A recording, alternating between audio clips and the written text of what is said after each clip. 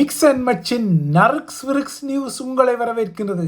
இந்தியாவின் பாஜக மேற்பார்த்த மத்திய அரசாங்கம் மீண்டும் திருவள்ளுவருக்கு காவியுடை வர்ணத்தை செய்தமை தமிழகத்தை மீண்டும் அதிர வைத்துள்ளது.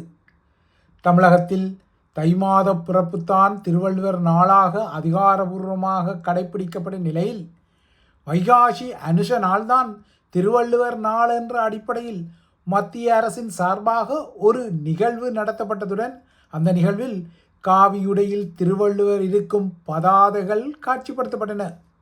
இதனையடுத்து தான் திருவள்ளுவரில் அரசியல் ஆதாயம் தேட முயல்வது எந்த வகையிலும் ஏற்புடைய ஒரு நகர்வு அல்ல என முதல்வர் விஜயின் தமிழக அரசின் சுகாதாரத்துறை அமைச்சர் அருண்ராஜ் தெரிவிக்கின்றார்.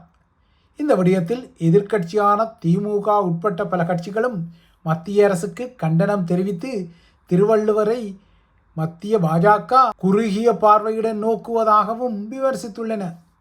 ஈரானுக்கும் அமெரிக்காவுக்கும் இடையிலான சமாதான ஒப்பந்தத்தை மையப்படுத்தி ஈரான் அனுப்பிய புதிய பரிந்துரையில் சில மாற்றங்களை செய்த அமெரிக்க அரசு தலைவர் டொனால்ட் ட்ரம்ப் மீண்டும் அதனை திருப்பி அனுப்பியிருக்கின்றார். இதனால் ஈரானுக்கும் அமெரிக்காவுக்கும் இடையிலான சமாதானத்துக்காக பாடுபடும் அனுசரணையாளர்களின் பேச்சுவார்த்தைகள் மேலும் ஒரு வார காலத்துக்கு இப்போது நீடிக்கப்பட்டுள்ளன. ஆனால் இவ்வாறு பேச்சுக்கள் நீடிக்கப்பட்டாலும் அமெரிக்காவும் ஈரானும் கடந்த வார இறுதியில் பரஸ்பரம் தாக்குதல்களை நடத்தியுள்ளன. அமெரிக்காவின் MQ-1 ரீப்பர் ட்ரோனை ஈரான் சுட்டு வீழ்த்திய நிலையில் அந்த நகர்வுக்கு பதிலடியாக இந்த தாக்குதல்கள் ஈரான் மீது நடத்தப்பட்டதாக அமெரிக்காவின் சென்ட்காம் எனப்படும் மத்திய கட்டளை பணியகம் தெரிவித்துள்ளது. இந்த தாக்குதல்களில் ஈரானிய வான் பாதுகாப்பு அமைப்புகள், ஒரு தரை கட்டுப்பாட்டு நிலையம் ஆகியவற்றை அமெரிக்க போர் விமானங்கள் குண்டு வீசி அளித்ததாக அமெரிக்க தரப்பில் அறிவிக்கப்பட்டுள்ளது. இதற்கு மறுபுறத்தே தமது சிரிக் தீவில் உள்ள தொலைத்தொடர்பு கோபுரம் மீது தாக்குதல் நடத்த பயன்படுத்தப்பட்ட குவைட்டிலுள்ள அமெரிக்க வான்தளம் மீது தமது தரப்பில் தாக்குதல் நடத்தப்பட்டதாக ஈரானிய இராணுவம் அறிவித்துள்ளது. அமெரிக்க ஈரான் போர் தொடங்கியதிலிருந்து ஈரான் 20 அமெரிக்க இராணுவ தளங்களை சேதப்படுத்திய போது அமெரிக்காவுக்கும் ஈரானுக்கும் இடையில் போர் வெடித்த நாள் முதல் மத்திய கிழக்கில் உள்ள 20 அமெரிக்க இராணுவ தளங்களை ஈரான் தனது தாக்குதல்களால் சேதப்படுத்தியமை இப்போது வெளிச்சத்துக்கு வந்துவிட்டது.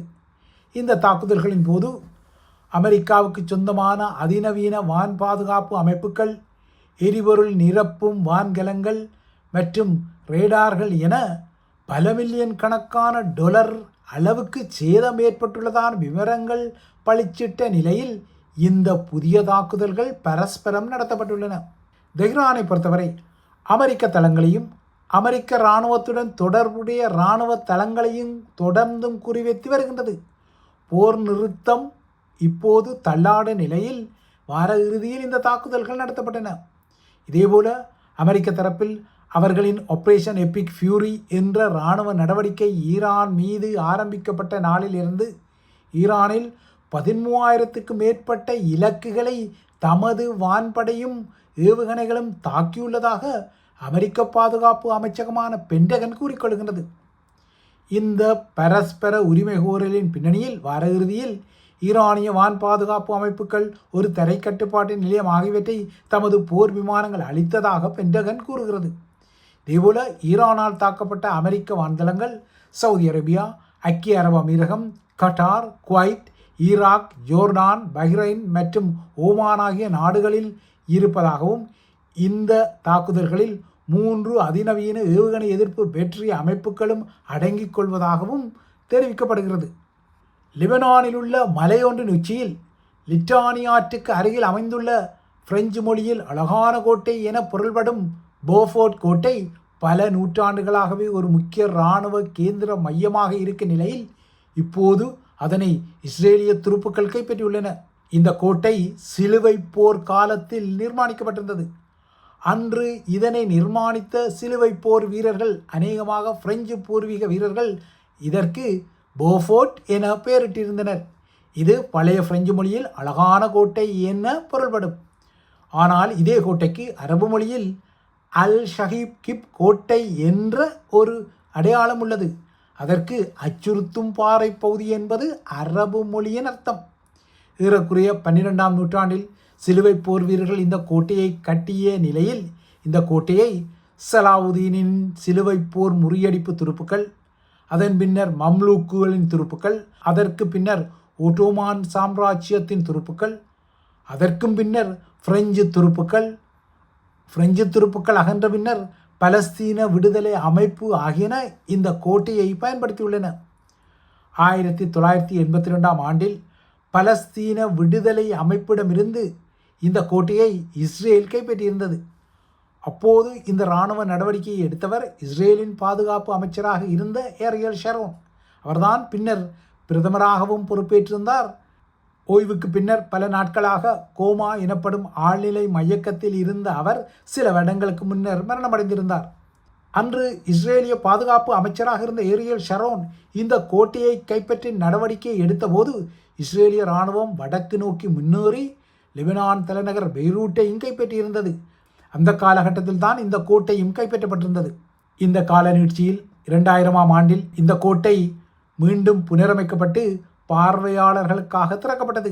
அதன் பின்னர் 2024இல் மீண்டும் இஸ்ரேல் ஹிஸ்புல்லா போர் வெடித்த போது இந்த கோட்டை உட்பட 34 கலாச்சார தலங்களை பாதுகாப்பதற்காக ஐநாவின் யுனெஸ்கோ அமைப்பு அவற்றுக்கு ஒரு பாதுகாப்பை வழங்கியிருந்தது.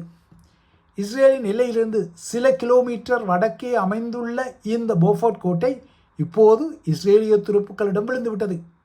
இந்த கோட்டையின் வீழ்ச்சி இந்த போரில் இஸ்ரேலின் கை ஓங்கியிருப்பதையும் இஸ்ரேலிய துருப்புக்கள் முன்னணியில் இருப்பதையும் உலகுக்கு ஒரு செய்தியை வழங்குவதாக இஸ்ரேலிய பிரதமர் பெஞ்சமின் நெத்தன்யாகு தெரிவித்திருக்கின்றார். ஆனால் இதுவரை பெல்ஃபோர்ட் கோட்டையின் வீழ்ச்சி குறித்து ஹெஸ்புல்லாக்களோ அல்லது லெபனான் அரசாங்கமோ உடனடியாக எந்த எதிர்வினையையும் வெளிப்படுத்தவில்லை என்பது குறிப்பிடத்தக்க ஒரு விடயம். பிரான்சில் பாரிஸ் சென்ட் ஜெர்மன் கால்பந்தாட்ட அணி லண்டன் ஆர்சனல் அணியை தோற்கடித்த வெற்றி கொண்டாட்டத்தின் பின்னணியில் கடந்த சனிக்கிழமை இரவு இடம்பெற்ற பல வன்முறை சம்பவங்கள் குறித்து உள்துறை அமைச்சர் லோரன் நுனஸ் இன்று காலை வெளியிட்ட விவரங்கள் அதிர்ச்சிகரமாக இருந்தன. இந்த வன்முறைகள் தொடர்பாக மொத்தமாக 890 பேர் கைது செய்யப்பட்டுள்ளதாக குறிப்பிட்ட லோரன் நுனஸ் 2025ஆம் ஆண்டுடன் ஒப்பிடும்போது இது 45% அதிகரிப்பு என்றும் சொன்னார். இன்று காலை நிலவரப்படி பாரிஸ் பிராந்தியத்தில் தொடர்ந்தும் 260 பேர் தடுப்பு காவலில் வைக்கப்பட்டுள்ளனர். தடுப்பு காவலில் வைக்கப்பட்டவர்கள் மீது அரச அதிகாரிகளுக்கு எதிரான வன்முறை, அதாவது காவலர்களுக்கு எதிரான வன்முறை, திருட்டு மற்றும் நாசவேலை உட்பட்ட குற்றச்சாட்டுக்கள் சுமத்தப்படுகின்றன. இந்த வன்முறைகளின் போது பாதுகாப்பு தரப்பில் காவல்துறை அதிகாரிகள் மற்றும் ஜோன்தாம் எனப்படும் ஆயுதப்படையினரில் மொத்தமாக 178 பேர் காயமடைந்ததாக குறிப்பிட்ட பிரெஞ்சு உள்துறை அமைச்சர், இந்த வெற்றி ஒரு அமைதியின்மைக்கு வழிவகுக்கும் என்பதை தாங்கள் ஏற்கனவே ஊகித்திருந்ததால் ஒரு விதிவிலக்கான பாதுகாப்பு திட்டம் செயற்படுத்தப்பட்டதால் தான் வன்முறைகள் இயன்றவரை கட்டுப்பாட்டுக்குள் கொண்டு வரப்பட்டதாகவும் இது துரிதமாக இடம்பெற்றதாகவும் குறிப்பிட்டிருக்கின்றார். எனினும் பாரிஸ் நகரை சுற்றி உள்ள பெரிபெரிக் எனப்படும் சுற்று வீதி முற்றுகையிடப்பட்ட சம்பவமும் பல வணிக நிறுவனங்கள் கொள்ளையடிக்கப்பட்ட சம்பவங்களும் இந்த வன்முறைகளில் இடம்பெற்றன என்பதை உள்துறை அமைச்சர் லோரன் நூனஸ் மறுத்து கொள்ளவே இல்லை.